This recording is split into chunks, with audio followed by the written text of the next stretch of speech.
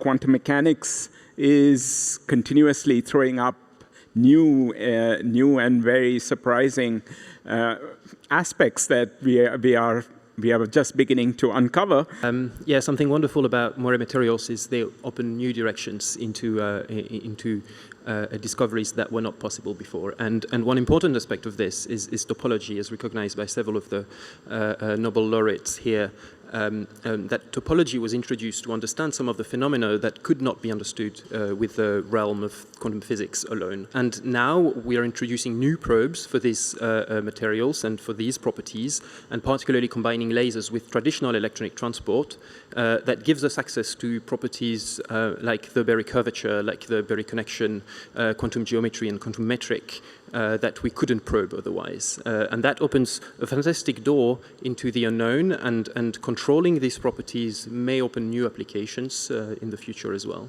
If we are talking about quantum mechanics here, right, the quantum sensors of light is something that is really what advances the quantum technology these days. It's real, it's happening these days. Like if you smoke a cigarette on Burj Khalifa, right, I will be able to see it from the airport somewhere. And it's real. I can send quantum information from, again, Burj Khalifa to somewhere in Dubai, and no one is going to crack it. Actually, if you guys are interested to try, we can make such an experiment in Dubai. I think it will be fun. And going to different photon energy levels. So here, I think I've seen Brian Schmidt, right, who discovered the expansion, the acceleration of the expansion of the universe. If we search for dark matter particle candidates such as axions, right, there's a lot of interesting proposals how you can tackle it using single photon detectors in the far infrared spectrum or even in the microwave regime. So the technological advances is quite enormous, and you can do a lot of interesting things should you engineer specific sensors for specific technological needs. So that's what we're working on. And twistronics and materials based in particular on twisted Morse structures can help you to tackle some of these challenges.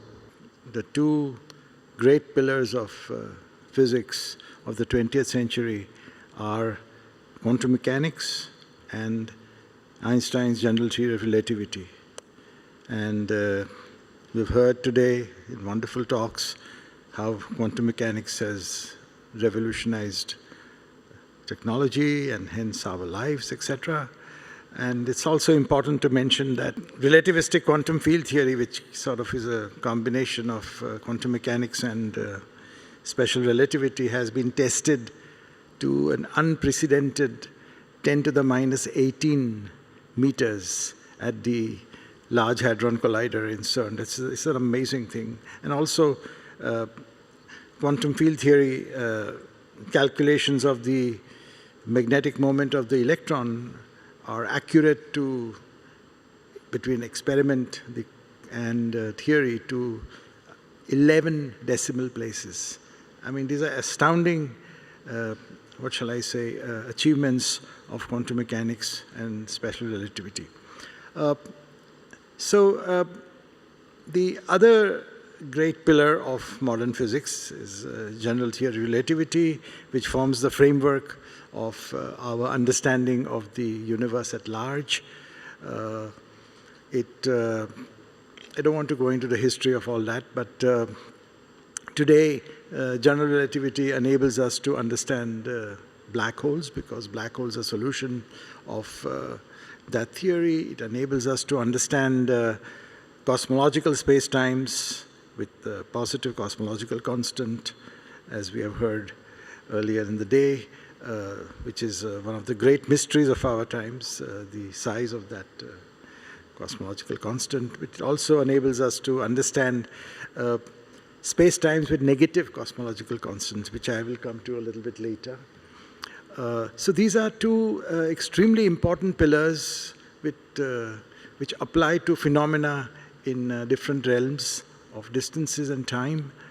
But you try to put them together. That is, you try to quantize gravity just the way you successfully quantize the electromagnetic field, and you run into difficulties. And physically, perhaps it is because gravity is all attractive. I mean, there is no possibility of really getting out of the divergences that you encounter when you quantize gravity or quantize the general theory of relativity. So this is the problem.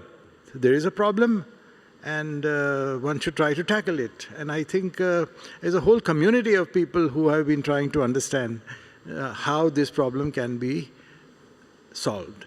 Now, gravity has been more or less forced upon us by another development of physics of the 1960s, which is called string theory. Now, I cannot explain all that very well in this very short time, but let me just say this, that if you look at scattering amplitudes for spin 2 particles which appear naturally in string theory, then you more or less have arrived at Einstein's theory of general relativity. Okay, good. But this program of trying to find a good theory, quantum theory of gravity, is embedded in some deep sense in string theory, because in string theory, by its very construction, the theory is finite in the ultraviolet. I mean, this is an incredible thing. I mean, one didn't actually order all this, but it just happened. And so there is a whole community of people called string theorists who are trying to understand this. They're trying to understand this and trying to see if there can be a unified theory of elementary particles and gravity and understand the standard model within this huge framework. All right, so string theory, besides the gravitational degrees of freedom of Einstein's theory, has new objects called branes and new objects of quantum gravity. And these objects of quantum gravity enabled us in the mid-90s, basically the work of Strominger and Waffa, to explain black hole entropy. That is, the entropy of a black hole, which is a very geometric object, can be understood as Boltzmann's formula for entropy. Okay, so that was a very significant thing, and lots of developments were there after that. And that also led to what is called holography, the ADS-CFT correspondence, and in which basically you discuss gravity in a wall. There's a box, a gravitational box, and you want to discuss gravity there, where on the boundaries of the wall is a theory which is like the theory of elementary particles, or quantum field theory. And this was the great discovery of Juan Maldacena.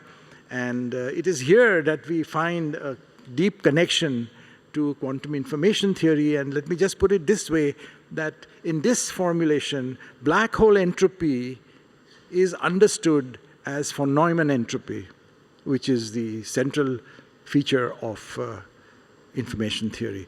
It will be difficult to conceive gravity to be purely classical, because I take you back to the old Bohr-Rosenzweig argument as to why the electromagnetic field has to be quantized. I think the same arguments really apply also to gravity interacting with quantum matter, matter which is quantum. So I would think that gravity has to be quantized. But we have to discover the analog of the photons of gravity, and of course that's the great experimental challenge. Yeah, I think it always comes as a surprise, right? And that's the beauty of quantum mechanics. These days, we still, after hundreds of years, we celebrate this year, right? We still can stumble upon something interesting and surprising. And well, Moire material is just one of the examples recently, right? Julien would confirm that, like, if you take two graphene sheets, perfectly conducting, beautiful, good metals, right? And you twist them at 1.1 degrees, suddenly it stops conducting electricity whatsoever. Because why? Just electrons decide to do so, right? Because they interact and they decide. And then if you add a little bit more electrons, they become superconducting. So it's this surprise which happens, especially in this field of, I would say, in our field, right? In the field of condensed matter physics, we stumble upon many of those things these days, yeah. I think if we're looking for new phenomena in quantum physics, well, we're both looking at condensed matter systems, but in these systems we have new advances in terms of techniques that are able to resolve new things. We have also new materials. You were talking about the Moire materials that gives new physics, and finally we have new theory that helps us understand all these new phenomena. And it's the combination of those three things that help us move the field forward. And we don't know yet what we'll find in the future, but at least the door is open. Well, as you probably know, like in big corporations like Google, right, they spend some time on crazy ideas. So that would be the approach we should do in science as well, which is should like 1 day per week do something absolutely useless. I think with Denis, we're both very grateful that institutions trust us to lead a team and to move some projects forward. And I think this should be encouraged. Encourage young people to take risks would lead to something. I think what's important is to follow your own curiosity, and if you keep being curious about what you're doing, then many people will find something, and that's the most important thing.